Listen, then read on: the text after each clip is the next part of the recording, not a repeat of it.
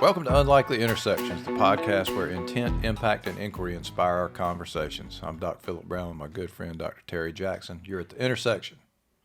Fascinating thing about intersections is that we all go through multiple intersections every day. The way we navigate them determines the trajectory of our day and our life. Fascinating topic today, Terry. We're going to try to cut it in half. Good thing, bad thing. Who knows? Exactly. Copying our friend Dr. Rao's philosophy that we've been working on pretty diligently for quite some time now. What does that mean? You know, at the very root, what we're talking about is how we label things, right? We either label it's good, it's bad, and a lot of that has to do with our environment, right? How we see things, our perspective, how we've been conditioned. And it's interesting because some people may see some things as good, and some people may see some things as bad, right? And it could be the very same thing. And it goes to conditioning. So who really knows? One thing for sure, and I remember I talked about this whole concept way back in my commencement address back in December at UNCW. The one certainty out of it is that we're going to experience them as good or as bad based on the story we tell ourselves about them. Yes, that's what it really is. And that story is built a lot from what our experiences have been, right? How we see the world, right? And we begin to talk to ourselves about different things, and you know, it may be totally different. And I'm sure you've had the moments in your life where you're discussing something with someone and it's been the same topic, and you sit, you squint your eyes and you're like, well, how did they get that out of that? Right. Right. Right. I'm like, absolutely. How did you draw that conclusion from what was just said? Right. And it's because how we see the world given what our experiences have been. Yeah, I can think of an example from my past. When I was in residency training, it was fascinating because we lost a resident. My second year, one of our third-year residents bounced out of the program, or actually that left a fourth-year spot open for the next year. And the third year was traditionally a research year. So I really wanted to bounce into that next spot, right? Like I was qualified 2 clinical years. You would go into what's the third clinical year or fourth year overall. And, they ended up basically hiring somebody from the outside because they wanted me to go to research lab and publish and everything. And of course, I was furious. To me, it was a very bad thing, right? Cost me a year of my life. I could have been done a year earlier than that and everything. And the other option was that two of my other classmates basically did the first MBA program in our residency, and I didn't want to do that, which is ironic based on the fact how useful it would have been in my career just to have that credential. But so I did go to research lab. It ended up being, I was a prolific publisher. I published over a dozen papers in that time and some more that ended up following it because I was good at finishing up work that was in flight, right? Something about finishing. And that opened up the door. Without that experience, without those publications, I never would have been able to go to Johns Hopkins and do my vascular surgery training. That really was a major differentiator. And so I can look back on it now and say, what I thought definitely was a bad thing ended up being, a good thing for my subsequent career. But who knows? Because had I done the MBA, it could have been even something else, right? Yeah, that's so right. We really don't know. But that, to me, that story illustrates it became about the narrative I told myself. That I can look back on it now and I can label it as good, even though it wasn't what I wanted, it's what I needed at the time. It all came together. It opened up a whole world of opportunities for me and got on down the road. And that's what I was just thinking in that moment, right? That's what you thought about it in that moment. Fast forward to the day and you see it differently, right? because at that moment, the story you were telling yourself was what it was. Now we look back and reflect, and we think about all that you achieved, and it's like, wow, it wasn't that. It was this. I remember working in Columbus, Ohio, going up in '08, right, and hired by a particular manager, leader, great guy, great, what I consider to be a great leader, a great friend, and today I even consider him a brother. First 3 years were a breeze. Went in, turned it around. We were operating like a well-oiled machine. He gets promoted. Another guy comes in. Philosophical difference. And so it was good. Year 3, up to year 3, year 4, philosophical difference started to get a little bit bad. At least this is what I'm telling myself, right? The numbers are still turning, but the relationship is totally different. And so I make the decision after year 5, hey, man, I just can't take any more of this philosophical difference. It's not going to be resolved. The numbers are going to be good, but from a relationship perspective, I can't handle it anymore. So, I'm looking at it at that time, and I'm like, man, I'm ready to make the move, but is it a good thing or is it a bad thing? I had made a comment, man, I'm going to be here for some time simply because I enjoyed what I was doing. I love the people that I'm working with. It was just one particular guy, right? So all of a sudden, I make the decision. Bad thing.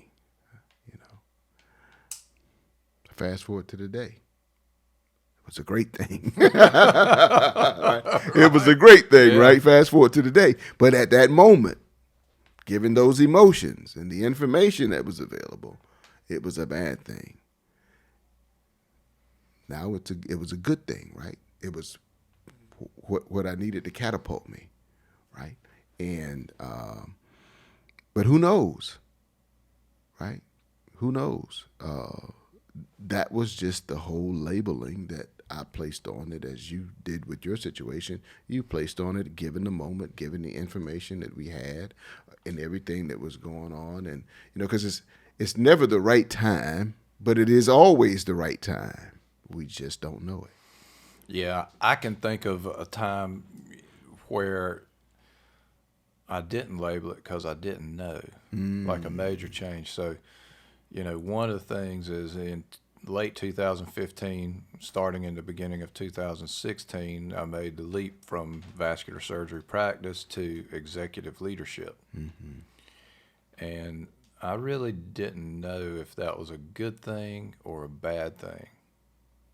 I didn't even look at it like that. It was just like, this is an opportunity. I felt like it needed to be pursued. I put myself on a 3-year horizon that if, depending on how things went, I would then, I could revisit the decision, either go back or keep going. And when I look back on it, that was one of the most enjoyable points in my career. I wasn't looking at it as this is the thing or this is not the thing. I was just looking at it as, here we are. Mm-hmm. And what needs to happen, and trying things and doing things, and trusting people to work together and do different things across the community health. And man, it was a lot of fun. Mm-hmm. Because there was no expectation of good or bad. It just was what it was. Mm-hmm. That expectation, that word expectation, right? It's learn a lot about it going through, of course, creativity and personal mastery. I think about Sam Walton, who created Walmart, and he said, high expectations are the key to everything. And now you learn that there shouldn't be any expectations, right? So I guess it all depends. I know I learned that in the PhD process. You ask, well, it depends. It depends on this. It depends on that. I'm like, okay, well, what is it? Don't know, right? Is it good? Is it bad? Don't know, right? It's just about experiences. And getting away from the labeling, right? The connotation of what what we think is at that particular time. And then oftentimes we can we can move forward, and then all of a sudden we look back and we reflect, say, wow, that was good, or wow, that was bad. You know, I don't like the labeling of it, because the labeling, it can be applied in a lot of areas, right? And so I move away from the whole labeling process. And you'll probably do a better job at telling the story of the young man that Dr. Rao Oh yeah, talks the about. villager's Yeah, son. yeah, Yeah, exactly. that's I certainly won't do it the justice that Dr. Rao Right. does it. But the concept is that there's a villager and he's a relatively poor man, and he decides that what he's going to do is he's going to invest all that he has in getting a stallion to breed horses. And so he does that, and he gets a beautiful stallion. It takes all he has. And, he's got the stable and everything, and the stallion breaks out of the stable. So then he's got nothing but debt. And the rest of the villagers go to him and they say, oh, that's so awful. It's such a bad thing that now you're destitute and you have nothing. And he says, good thing, bad thing, who knows? Well, lo and behold, the stallion goes out and finds a bunch of mares. And the villager is able to capture all those horses. And so he has the stallion and all the mares, and he's repaired his corral so they can't get out. And the rest of the villagers come to him and say, oh, what a wonderful thing. Now you're the wealthiest amongst us. And, the future is beautiful. It's such a good thing. And he said, good thing, bad thing. Who knows? And then, of course, they're trying to train the stallion and break him. And he jumps up and he comes down on the man's son's leg and disfigures him forever. And he has to walk with a limp. And so the villagers say, oh, your son is damaged forever. Says that's just horrible. And he says, good thing, bad thing, who knows? In a very short time, there's a war. The forces come in and conscript all the men from that village, but they don't take the man's son because he has this bad leg. The rest of the villagers say, oh, what a wonderful thing. Your son is spared from this war. And he's like, good thing, bad thing, who knows? And on it goes from that point. And that really illustrates so many different things. I mean, it really it kind of reminds me, I remember, making this mistake myself. I call it a mistake. In fact, the future is yet to be written. But I remember when, we did our partnership exploration and the health system was acquired, and looking at all those characteristics and what it potentially promised to southeastern North Carolina, I was just ecstatic that it was such a good thing that could be coming here with all those promises that were made, and the fulfillment of those would bring a lot of the things that I held dear, and then fast forward, a week less than 2 years, I'm no longer part of that organization. And so I really am faced with the thing, good thing, bad thing, who knows? That's right. Right? And so the future's not written. Neither the future of me nor the future of what that organizational shift ultimately means. We just don't know. And the underlying message to that, in my mind, always is you have to explore it. You have to invest in the journey. You have to engage and accept things as they are right now, and then move forward on some path from that. Yes. And you said the key word, acceptance, right? Accept what it is at the moment, and then you can move forward.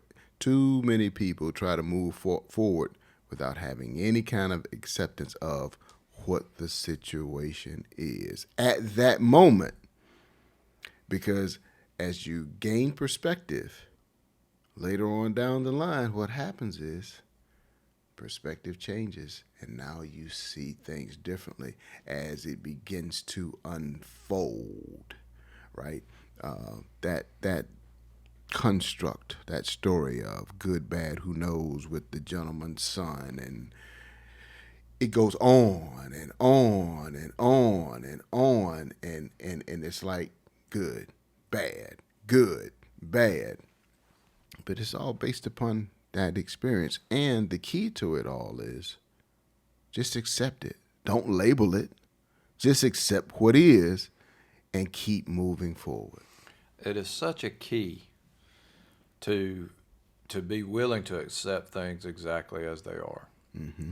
Because it's only that way that you can begin to get some understanding of what the changes have been, what the outside forces may be. Mm-hmm. And that really begins to give you waypoints on the next leg of the journey. Mm-hmm.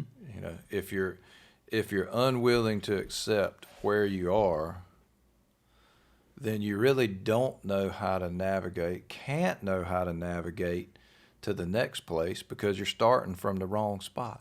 That's right. That's right. There's a saying, and I'm sure you've heard it. You've heard many people say it, and you may have said it as well. And it is what it is. It is what Very it is. simple. I love it. And then I gave it some thought, and I said, well, it is what it was. Because it is the past. Whatever happened, if it happened a second ago, it's the past. So it is what it was. I accept it. I move forward. It's very similar to Marshall's book, What Got Me Here Won't Get Me There. Very simple. Accept where I am at this moment,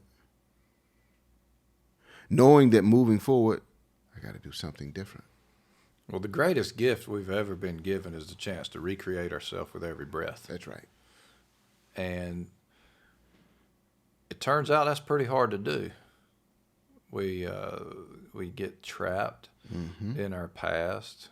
We get bounded by perceptions that we have. Mm-hmm. You know, we believe that situations are imposed upon us that we're powerless to change. Mm-hmm. In a sense, it's almost victimizing ourselves, right? We become in the language of Billy Joel, victim of circumstance, right? Mm-hmm. But we're really not that. Or at least we don't have to be. Mm-hmm. But we can make a prison of our own mind Mm-hmm. and be a victim to every circumstance we find ourselves in. If we're victims to anything, it's victims to our decisions. Because our decisions create those circumstances, right, that we get into. We make a decision, and all of a sudden, the circumstances, good or bad, who knows? But those circumstances, they are. Let's take a look at where we are today in this country, right, and apply this whole good, bad, who knows. We had the indictment of a former president of the United States of America, right? Good, bad, who knows? Right, a gentleman who held the highest position in the land, which could equate to probably the most powerful man, at least for 4 years, the most powerful man in the world. And now he's being ushered into the judicial system as a criminal, right? Some people will say, well, we shouldn't arrest him. We shouldn't put the handcuffs on him because he was a former president. That'll be a bad thing. Other people are saying it'll be a good thing because of what he did, right? But who really knows if it's good or bad? What I do know is more than likely what's going to happen around the press as we want to continue to show ourselves as a country as being a good country, a leading country. Certain images won't happen because we're going to say we can't allow that to happen for the good of the country. Other factions will say, for the bad, it should happen to show the bad so we can correct the bad to make the bad good, right? So that particular scenario is going to take us through a lot of good and bad given who the talking heads are going to be and what their beliefs are. And maybe not even their beliefs, as we've seen in some of the Fox News stuff. It's what they're doing to drive their business. Yes. Right? Yes. Like, when they, all the stuff around election denial and January the 6th and all it's now come out through the text messages that, a lot of the talking heads had great reservations about what they were able to go on stage and say with certainty. And to me, that's fascinating. To me, those represents breaks in integrity, right? Yes. We've done episodes on who are you being, were you being consistent with your values? That's right. Or not, but notwithstanding, the message there is that we as individuals need to be really careful what we hear, how we let that color our perception of good or bad, and how we continue to seek information beyond what first hits us. And, to me, that really gets at the whole, we have to accept this for what it is, but there's homework that goes along with that, right? Like we need to sort of take our own personal blinders off a lot of times and say, okay, well, what are some potential deeper meanings of this? What are implications that might or might not happen? And how do we best navigate forward from this point, both as an individual and as a country? Good or bad, who knows? And for me, I just had to question, because this good and bad, who knows, is a human construct. In nature, do animals think about what's good or what's bad? Do they even go through that process, right? That's if you want to go much deeper and try to observe nature and see what's happening in nature. You get the lion running down the antelope, right? Some people will say it's bad for the antelope. Some people will say it's good for the lion, right? It's just a part of nature. But that I know of, they don't see it in that construct, right? It's just a part of what is and what was, not good or bad. One thing I think that happens and sort of drives it is we'll label something as bad, as a consequence, feel sorry for ourselves. And we have a huge amount to gain by that, right? Because when I feel sorry for myself, it kind of makes me feel like a victim, and it means I don't have to change anything. Right? And we know change is at times difficult, right? It's very fulfilling, but a lot of times only on the backside, right? Because it's difficult. So I think a lot of times, this whole labeling something as bad enables us to feel sorry for ourselves, be a little bit of a victim, and stay right where we are, as opposed to challenging ourselves to grow, to do things that are meaningful, but that may be hard. Yeah, that's where that whole fear thing comes in, right? Because I really don't want to change. I'm really comfortable doing what I'm doing. So as a result, I'm going to choose to be a victim so that I don't have to change anything, and I can get people's sympathy and some empathy and some compassion and all that goes along with being a victim, because I put myself in the role of being a victim because I really don't want to move.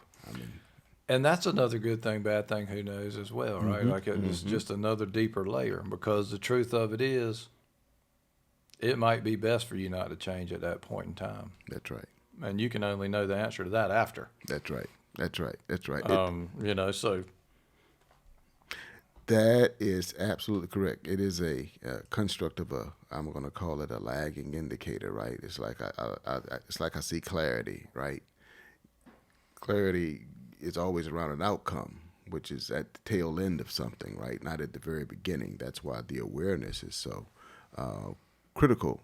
Having awareness is so critical, so you can be aware of it, which is a leading indicator. But the labeling, that's the powerful piece of this, because we go from good thing, bad thing, to many other labels throughout society, right? Which at the very root of it is, good and bad, God and Satan, right? So much is labeled, even because we don't understand it. As humans, we even label death as a bad thing, right? Because we don't understand it. Some people may say it's good because they say, oh, he's in a better place or she's in a better place. Don't have to go through all the pain. So that's a good thing that they don't have the pain, right? But we don't know. Who knows? Well, it's the interesting thing. I was reading Tao Te Ching again this weekend, and I came upon a passage that really stuck with me, and it's that the yin, or negative aspect, is in everything. The yang, or positive aspect, is in everything. And the vital energy, or qi, is what helps keep those in balance. And I think that, that's the underlying message of good thing, bad thing, who knows, right? Is that it's just a construct that we're in to label it that way. And there's always a path. And the energy we apply to it is what helps us navigate forward. And forward's the only way we can go. That's right. The higher self, the lower self, right? The consciousness, which is the higher self, and then we get into the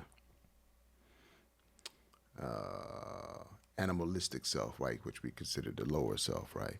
And the higher self is always related to the good, and then the other self, the lower self, is it's labeled bad for whatever reason. That's interesting because it would be interesting just to know at the beginning of time who created the construct and why. Right. Yeah, because first humans probably didn't think good or bad, right? So at what point in time did this become a construct? Who created it? And there had to be an agenda around it, right? This is good and bad for somebody to give the meaning to good, exactly. And somebody to give the meaning to bad, right? The etymology of it all, right? Somebody had to give it that, and why did they give it that? What were they trying to gain? Because there's always some gain, something to be advantageous around what you're doing. I label something this way because it's that more advantageous to me, and I label it that way because if they believe that way, then I gain more from it. That has a lot to do with human nature. So it would be very interesting to kind of get to the origin of the good and the bad. That kind of reminds me of one thing that's happening right now. I read about this morning is out in California, all this water. Mm-hmm. Right. Well, there's a natural lake. I'll probably pronounce it wrong, but I think it's Tulare Lake. Mm-hmm. And, man figured out how to construct dams and levees and everything, and have converted this into farmland. It's where we get a lot of our pistachios, our tomatoes, and other kind of things. In fact, they produce those foods for the world. Well, with all the rain that they've had, basically it is just flooding miles and miles of this farmland, right? Which was the natural state before we inserted our hand and created the good farms and all of this and the good control of water. This was just this massive lake, the largest lake in the country. It's bigger than 4 Lake Tahoes. And, now nature is kind of reclaiming that for some period of time. Last time they had anything like this, and it was much less, was 1983. And it took years to recover from that. But now there's this. And on top of that, all these massive snow melts up in the mountains that they're expecting. They anticipate that this lake is going to even grow. And so it really, right now everybody's saying all the bad things that will happen out of that, right? But we just have to wonder, right?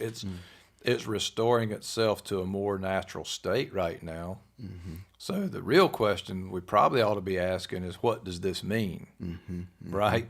You got one side of it, it's bad. We got to get control of it. You got another side saying, well, this is what climate change does for you. We got to do all these things about climate change. And, each of those things may be true to a certain extent, but the real question is, what does it mean? And if we want to peel it back, what does it mean for actions that need to be taken, right? That would be the wise thing to be figuring out, in my opinion. It's interesting, man, because prior to the rain and the snow, California was in a drought. And how bad they needed rain. Fires and all. Yeah, it's going to fall off and fires, and we just can't. We don't have enough water to fight the fires, and we got all the drought, so we're not going to be able to do this, and we can't, water for to use to be irrigate the land to get to people's homes that they need. We just don't have enough. It's a horrible situation out here, and I lived in California for several years, so now. They got all the rain. They had all the snow. They got all this snow that's going to melt. And now they're going to have more water than they ever. And it went from bad not having water to bad now having water. Right, right. It's like a Capital One Magic Johnson Genie commercial, right? Exactly. Be careful what you ask for. You might end up with wings. Exactly. And so it's amazing because it's just the opposite in which you would think, okay, we got water and it's good. Now we're trying to figure out, well, we can't farm, the pistachios. They're talking probably the loss of jobs, the loss of revenue for the state. But now we have water where people can live, right? It's amazing, because water, we all have to have water. Now they have more than they want. And yet it's still a bad thing. At least in the human mind, in the human psyche, right. It's a bad thing. I'm sure the animals are loving it. I'm sure the plants are loving it. I'm sure the earth, the soil is loving it, right?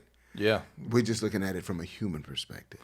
And that's, it gets us back to the me-centered universe concept, right? Like for folks that are affected by that, it would be hard not to see it as a bad thing. If you lose, people's homes are flooded now, and they're homeless, and they don't have a way to make a living, and all those things are difficult. So I think a real challenge to us all is not to necessarily view difficulty as bad. Just view difficulty as a growth stimulus. What does that mean? And in situations like this, what we usually see, there is a collective will that helps these folks, right? It may be governmental, it may be philanthropic, there are lots of different ways, but, help will come, and there will be a next chapter. And how do we take that next leg of the journey just as the next leg of the journey and not as something that was against us or for us? The question that you posed that we need to ask, what does it mean?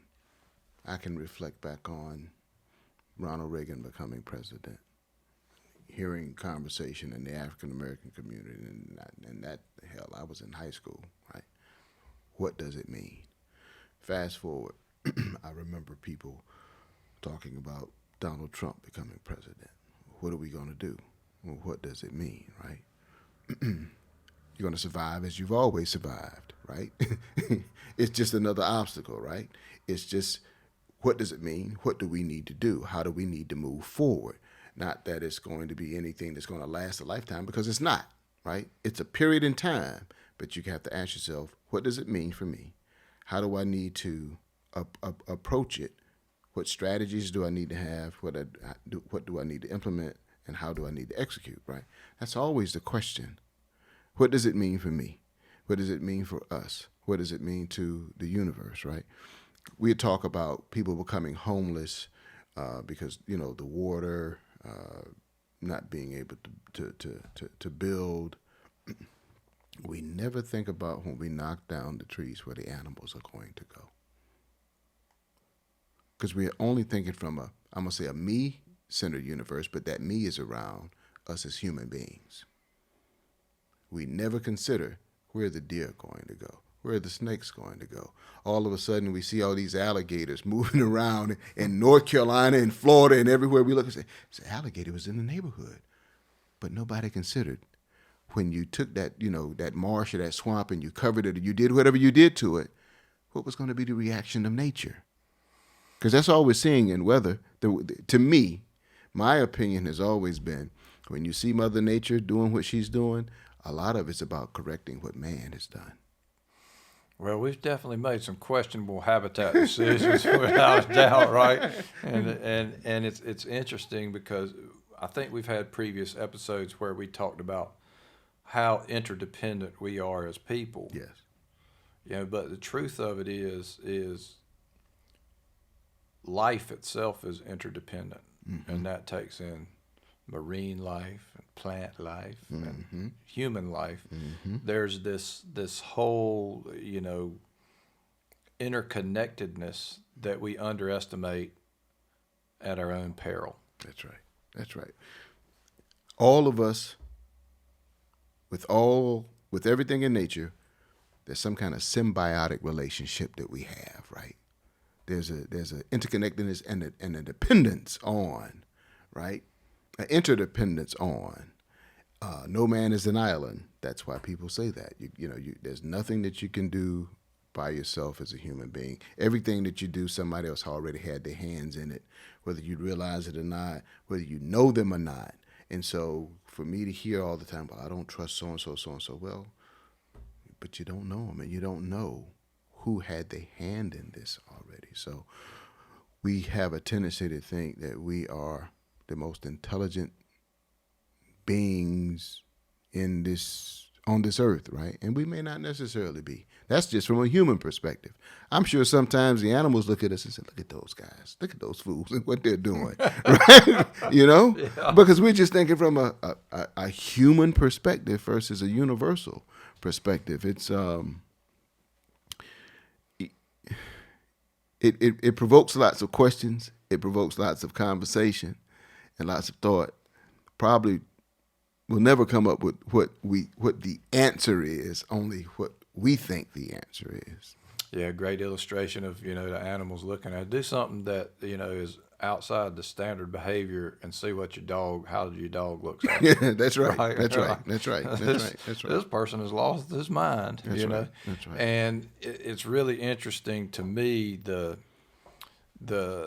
chances we have, like this lake refilling, right? And same thing happened after Hurricane Florence in reverse, right? And Boiling Spring Lake went dry. That water went back where it was supposed to, And so we have all these opportunities to step back and not say good thing or bad thing, but to say, what does this mean? That's right. Right? What's the best next step? And really, that's all we can have any determination over is the best next step. And it's a judgment call at that point. But the truth of it is, as soon as you make that step, everything has changed, right? It's like the saying, no man can step in the same river twice because the river's changed and so is he. That's right. And that's really where we face ourselves, and how do we navigate that journey? Most of the time, it's got to be with other people, because you're either navigating with them co-creatively, as you like to say, or you're navigating despite them, because they also are navigating. That's right. And, what's interesting about all of this is we talk about all the change that happens in nature. And that I know of, the only thing in existence that continues to resist change is a human being. Because nature is constantly changing every day, whether we want it to or not. There's a blade of grass that's growing a little bit. It's a little bit taller. That's why we have to keep cutting the grass, right, when it grows, or it dies for whatever reason. Well, I'm not gonna say it dies.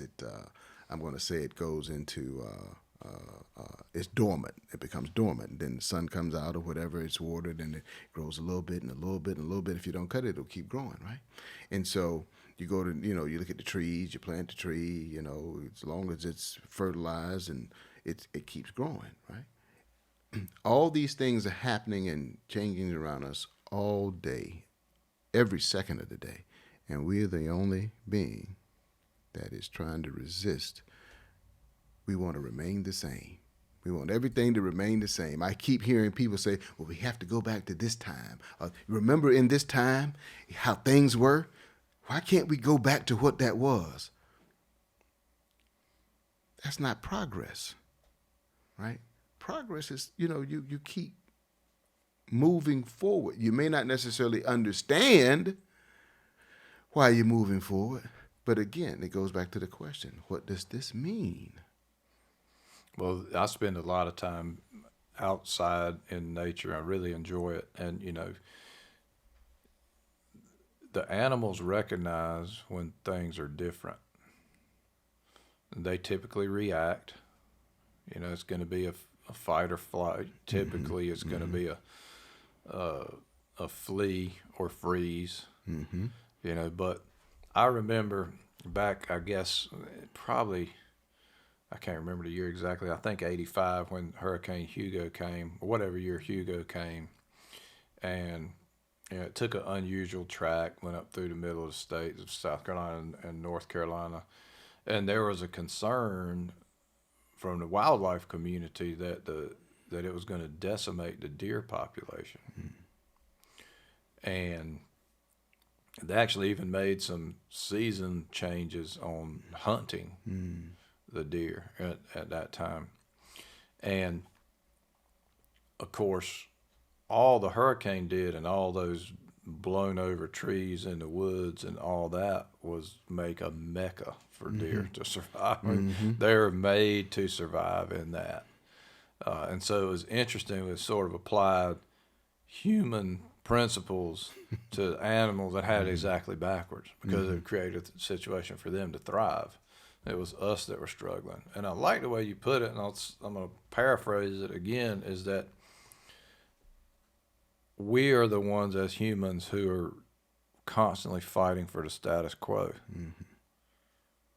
Nature just has this natural ebb and flow, whether it's the cycle of the tides or the moon or anything. And one of the things that I found the most sort of enlightening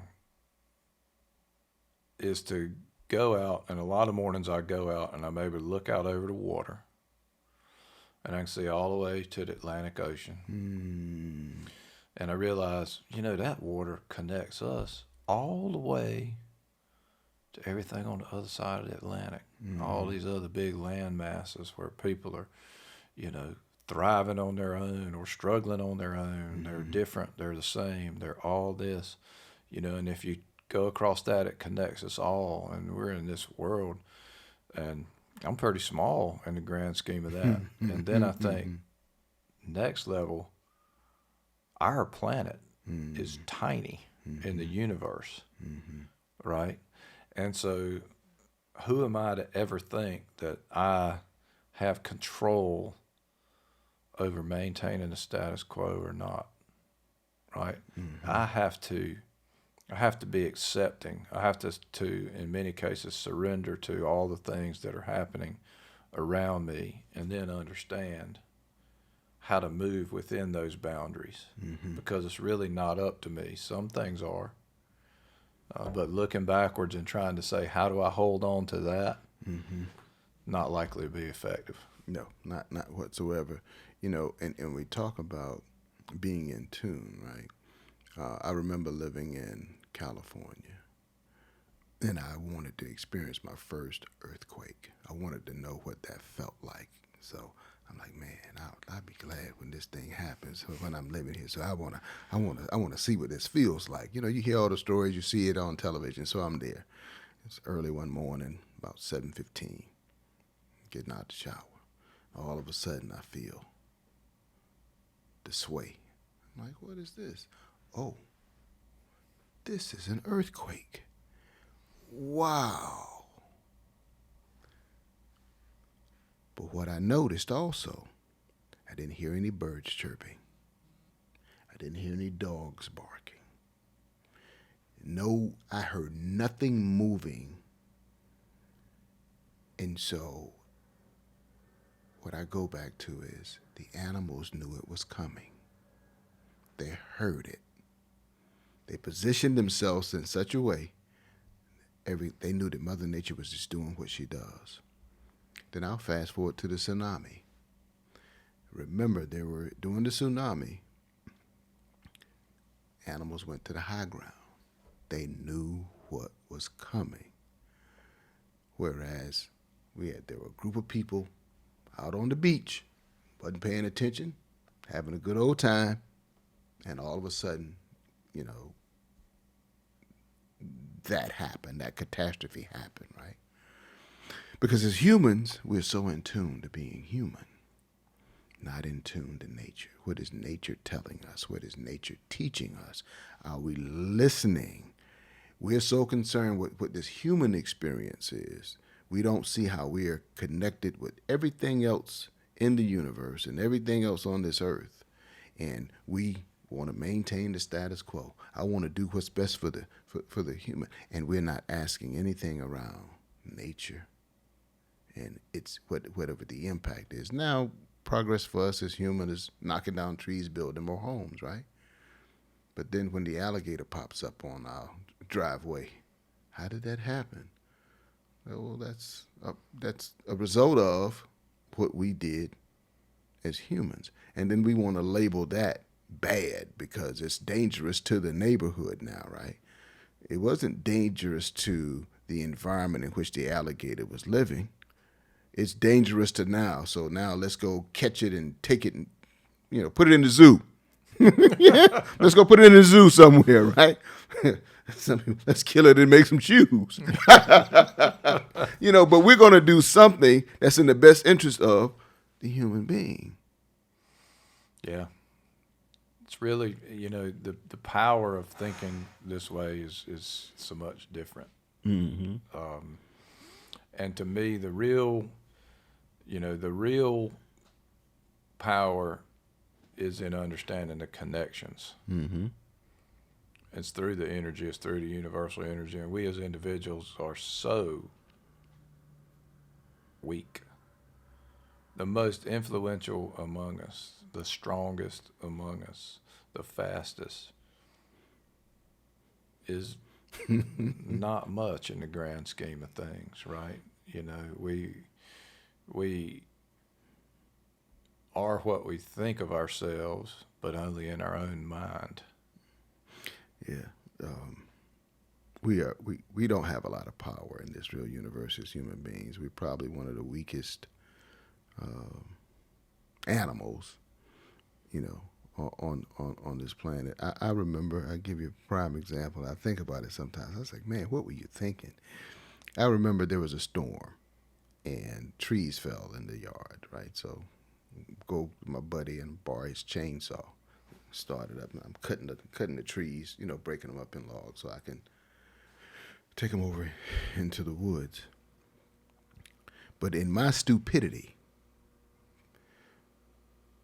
and what I thought was intelligence of being this powerful human being, I cut the log. I don't know, it's maybe the length of this table. And I've been down now. I'm a strong human being. I've been down to grab the log as if I'm just going to drag it around the house. I'm going to drag it around the house. I forgot it was a tree.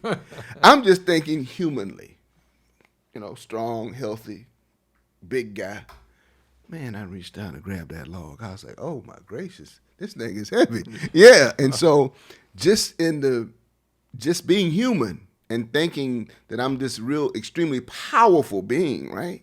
But man, nature, you're nothing compared to that tree, right? That's been around for probably a couple 100 years, right? And here I am thinking I'm just going to drag it around the house. Oh, no. Yeah. Yeah. Like, what was I thinking?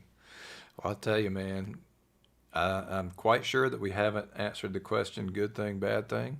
Yeah. I hope that for our listeners that we have maybe shined a little bit of a flashlight on there is no answer to that question. Mm-hmm. And I hope there have been some other things to think about. If you guys liked it, I hope you'll go to our YouTube site, Unlikely Intersections. Subscribe, like, share. Find us at unlikelyintersection.com or on Facebook at Unlikely Intersections. You can find me at Doc Philip Brown on LinkedIn or docphilipbrown.com. And Terry? You can find me at LinkedIn, Terry Jackson, PhD. You can find me on Facebook. Please go to our YouTube page, like, share, comment. Hopefully this has provoked some thought. And along with that thought, hopefully it will provoke a lot of conversation. We'll see you at the next intersection.